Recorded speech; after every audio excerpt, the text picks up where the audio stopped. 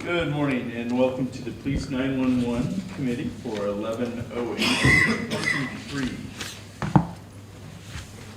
And present today are appointed officials, City Attorney Paul Jensen, Finance Officer Chandra Phillips, and Public Safety Commissioner Justin Day, as are Chief of Police Mark Dvorak and 911 PSAP Administrator Andrea Patajic. And Fire Chief Darren Nelson. Fire Chief Darren Nelson. Darren, I'm sorry, my head was down. He snuck in. Also here today, Councilman Joe Hockett, one of two. Thank you, sir.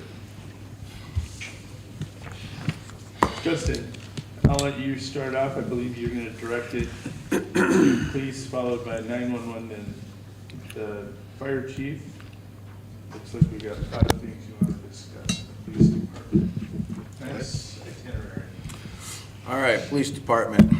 Over last week and early this week, we completed interviews for our open officer position. Right now, I'm currently doing background investigation, background checks, and hopefully here within the next few days, we'll be able to make an offer for to fill the open officer position. After that position's full, we'll be at full staff. So, and that's first time in over a year. You said it. I can't. Yeah. And then went further. Well, next week or 2 weeks from now, I'll be back with We have an reservations. open position. All right, moving on to traffic update. Over the last couple weeks, there have been 53 total traffic stops. 24 of those traffic stops were within the construction. Of those 53, 20 citations were written. Most of those are for speed. There's some others. I think there was a couple DUIs. No driver's license, suspended driver's license, things like that mixed in there. Of those 20 citations, most of those citations or arrests came out of the construction zone, about 3/4, I believe. 15, 16, 17 were in the construction zone. Had a little bit of an increase the last few weeks of traffic stops. That is mainly because of the influx of out-of-town people coming into town for pheasant season. Okay, moving on. Any questions on traffic? Any particular area of the United States moving in here to? Well, it seems like our people coming into town from Texas, they don't regard the speed limits down there very well. If they drive the same way down there as they do here anyway, because they like to drive quite fast. So it's not a. This South Dakota girl got a speeding ticket in Texas a few years ago. Well, you must have been in some obscure part. In the wrong part of Texas. So, all right, moving on. We had a computer go down, a computer that we have integrated into with our WatchGuard body camera and in-car camera footage systems. When our IT people came and fixed our computer, or actually had to replace it with a used one we had down at the PD, we learned that WatchGuard, which is a part of Motorola, no longer offers the software programming to store our video locally or within our police department. They went to a subscription-based cloud service. Luckily, our IT guy was able to sweet talk the support staff member with WatchGuard and was able to find a workaround where we had part of the program available to us and helped us out to get it back up and running so we can store it locally on our hard drives, our server. But in the future, they no longer support that software, so we will have to go to a cloud-based service. And I know one of the reasons I wanted to stay with WatchGuard was because of we could store it locally, while other body camera and in-car camera systems all have already gone to the cloud-based storage, but it looks like WatchGuard has gone that way as well. So in the future, it looks like we're going to have a subscription service. I'll check on the prices of that. Hopefully it's not too much. I'm guessing it amounts to how much storage you need. So that's going to be an expense in the future we'll have to deal with. Moving on to our people in the academy. They have a week and a half left. They graduate next Friday. Trainings we had 5 officers go through A-RIDE training.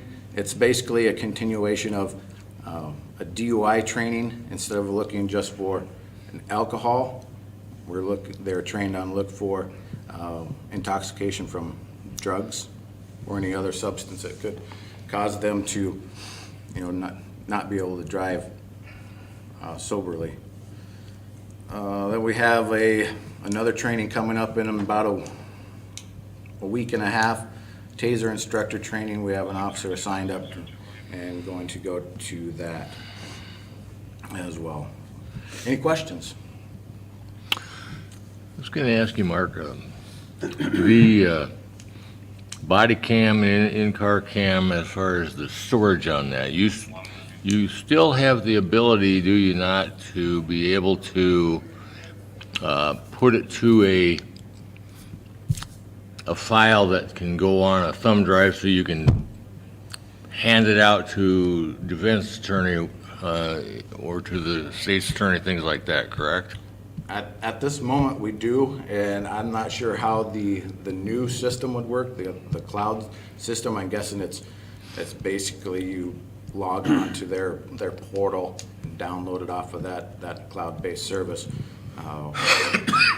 But in the future, I don't think there's be an option to just store it locally. So we'll see. I'm guessing it would be an electronic file. Yeah. That you could clip out and email to an attorney or. And when you're talking like that to those of us that aren't a very tech-savvy person, that means that it would authorize me to have access to that one file in the cloud. Correct. It's not anything that I'm downloading to myself. They would actually pick out what length of video you want and then send it to you and you have access to that. Yeah. I was just curious about how that affects us ongoing. How long do you maintain those files after cases are disposed of? Depends on the type of infraction, the type of crime. Some of them are indefinite, some of them are until that case is resolved through the court system.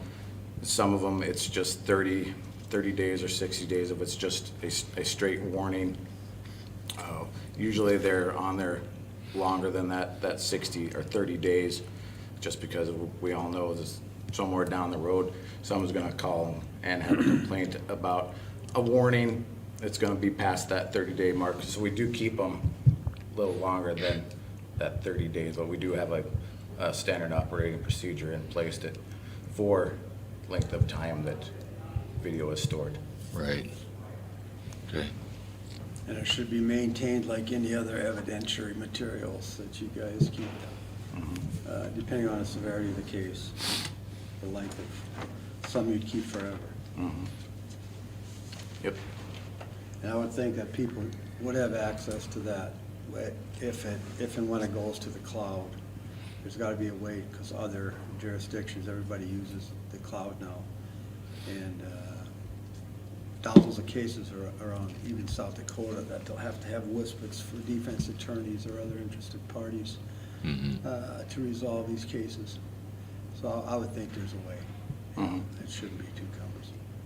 Yeah, I'm sure there'd be a way where we'd have an administrator or somewhere along the line of some sort of chain of command within that online or that cloud-based, where to distribute that particular file and give access Yeah, that makes through sense. either a code, password. That's kind of how I've gotten other cloud-based materials through government agencies in the past, where you get something, you also are provided a code or a password to access that. When it's stored to the cloud, and you talk about a subscription service, I realize you don't have the details on this one yet, but typically those services, at least to some extent, charge you based upon how many gigs or megs or terabytes or whatever you're storing on the cloud and for how long. So the more the longer everything stays. The next term you'll have to learn is nanobytes. Oh, God. It's 1,000 terabytes. Nanobytes. 'cause it's coming. I'm just learning terabytes. It's just 1,000 teras. Yeah. Okay, any further comments, questions for the police department? Okay, thank you. Thanks, chief. And good. Sunshine. So yesterday, the state hired a new 911 coordinator to replace Maria King. So yesterday, we had our first Zoom meeting with him. And he's a retired major with the South Dakota Highway Patrol. Sounds like he was over the southeastern part of the state, so they're familiar with him.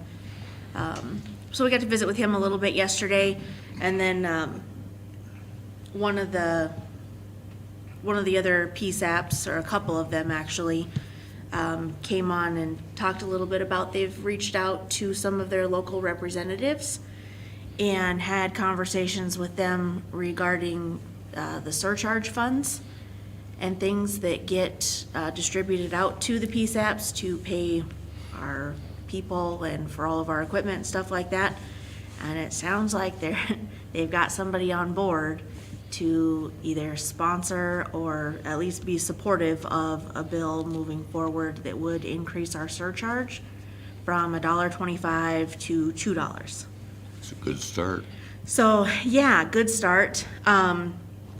They were kind of just reaching out to everybody and letting them know that they were having conversations and seeing who else would be in support of, obviously, moving forward.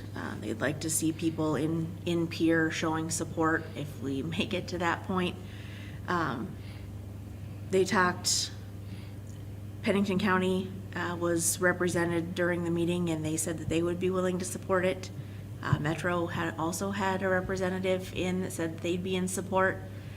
I did not at that point in time bring up the fact that we intend to talk about some sort of sparsity factor, because that would have just sparked a whole big debate that we didn't have time for yesterday. Yep.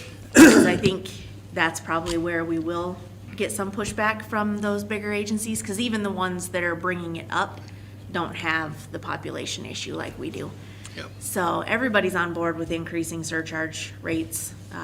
It's when we start talking about distribution that people are gonna have issues. Sure. One of the things that they did talk about in that bill is that they intend to have, whether it's annual or how often they intend to do it, but there will be built-in increases so that we don't end up here again 10 years down the road 30 where we're years. too far behind to make it up. What that number will look like, we don't know yet. We're still obviously in the beginning stages of that.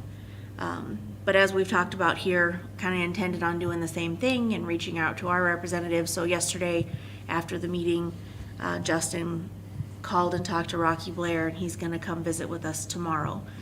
So that's gonna be my day today, is putting stuff together so we can kind of let him know what we know already and what that would do for us. They did bring up yesterday that going from $1.25 to the $2 would put about $7.5 million based on the numbers that they took from 2022, because obviously we're not done with 23 yet. but it would put about $7.5 million into the 911 funds for revenue purposes, just that 75-cent increase, so. So yeah, the ball's rolling, conversations are starting, which is a good thing, so that's what we're looking at. We're moving forward. That's exciting. Excuse me, that is exciting. Yeah, it'll be good. We're not the only ones. It is moving. Yeah, yeah. One of the other counties that was present during the meeting, she said that they, everybody's been looking at it because they have meetings similar to this where they talk budget and talk numbers, and everybody sees that gap widening. She said that here, I want to say it was just within the last 5 years, they went from being almost 50% covered by surcharge funds to roughly 25%. So, I mean, and they talked about, competitive wages for our staff, paying, insurances and benefits that we pay to be able to hire people. But on top of that, the increases from the softwares and the programs that we're required to have to be able to run a PSAP. Yeah. Those costs are increasing as well. Computer equipment upgrades and stuff like that. It's just all getting more expensive. And so, yeah, everybody's definitely seeing it. I think probably some more than others, but at least people are willing to have a conversation about it now, and we'll see where it goes.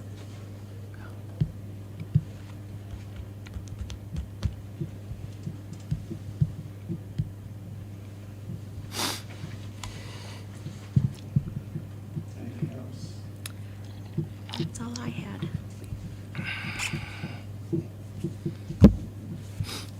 Fire chief, Aaron. Mr. Nelson. Got some roof issues that we need to take care of.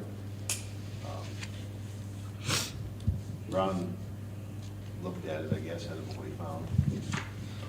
And how severe, how quick we've got to get it taken care of. But as long as it's not raining, it's not leaking. But we got some issues. That roof, the way it's put together, everything snaps over the next one, and there's no exposed fasteners or stuff, so I don't know what he found that was, I haven't talked to him to see what he found when he was up there. But we're gonna have to get that taken care of. I hear Micah's good at fixing roofs. He is. Don't let him hear you say that. He wouldn't let us put him up there in the rain so he could see where it was going. Then we've got about $3,000 repairs coming for the ladder truck. We've got some valve issues and stuff. As far as the roof, I guess I don't know.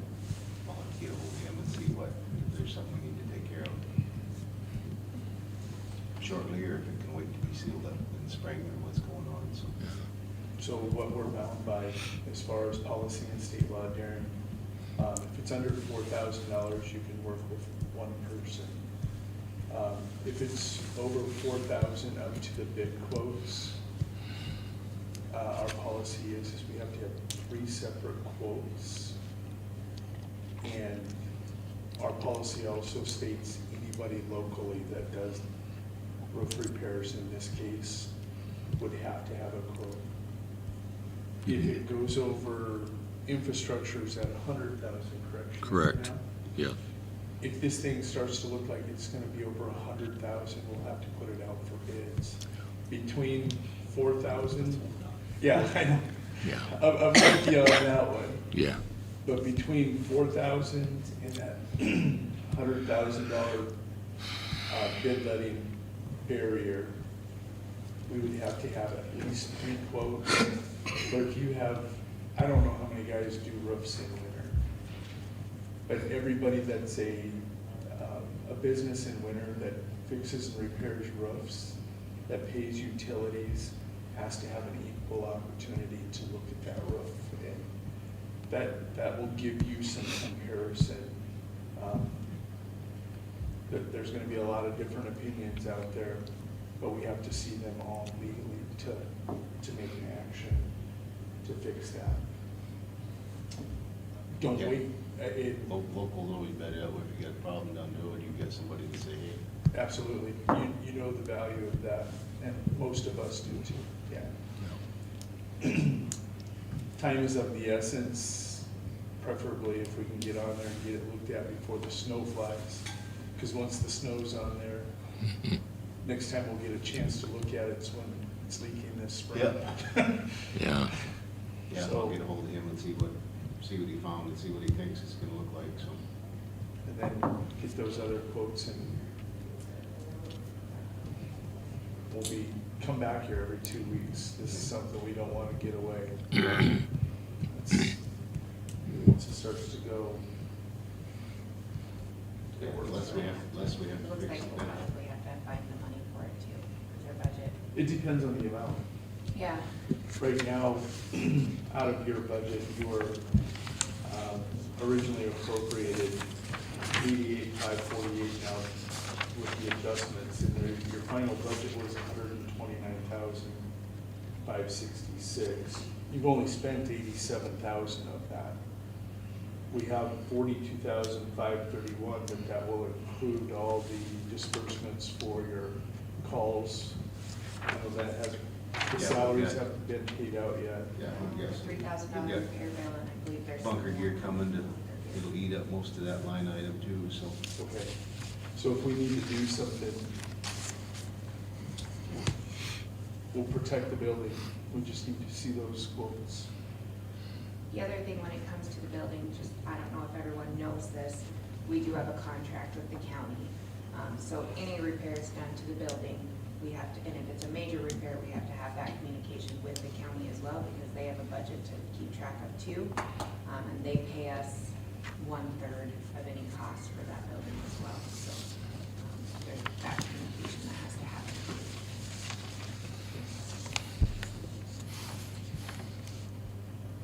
Nothing lasts forever. No. That's why we're here, No, to take care of it. and it's.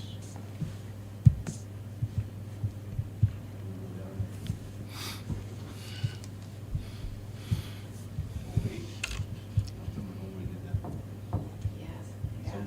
Somewhere in there. I'd have to look at the cement in the corner, see when they put it, I don't know when we moved in there. But yeah, it's longer than what you think, so, Yeah. and there's a lot of roof area there. There it is. And you can tell when it's windy. You can hear it. But yeah, that's about all I got. For that, anyway. All right. I guess my final communication to all the supervisors and their acquaintances and council, so we're all on the same page. We're at that time of year now in November where we need to be getting our final POs in. So it's good that you're here talking, Darren, by that first week in December. Yep. So we can start getting ready to close out this fiscal year. Everybody's, these departments look really good as far as your budget, even Darren with that bunker gear and everything coming in. Fire department looks good. With the transfer and the revenue, we really look good as far as 911. And your expense lines look good.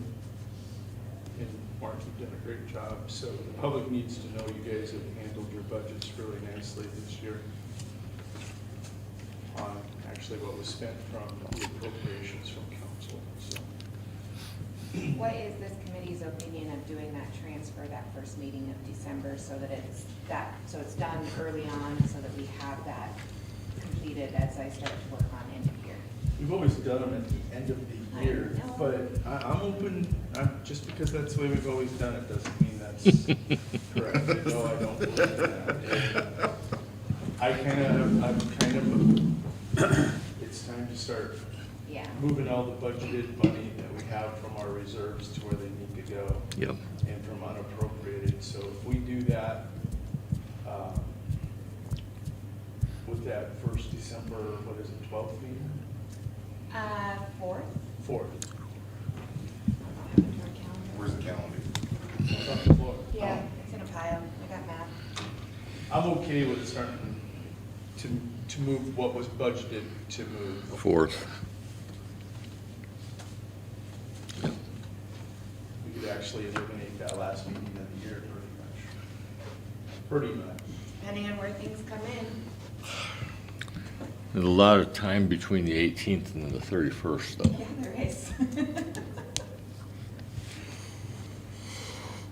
Yeah. That would be nice. Eliminate.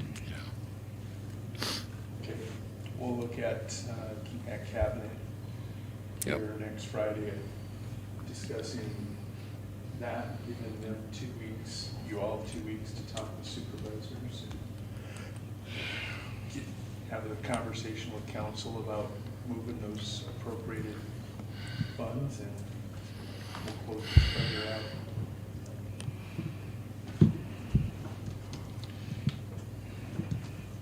That's all I got. Thank you all. Thank you. Mr. Hodge, I'm gonna have you put your John Hancock. Are we signing them again? Well,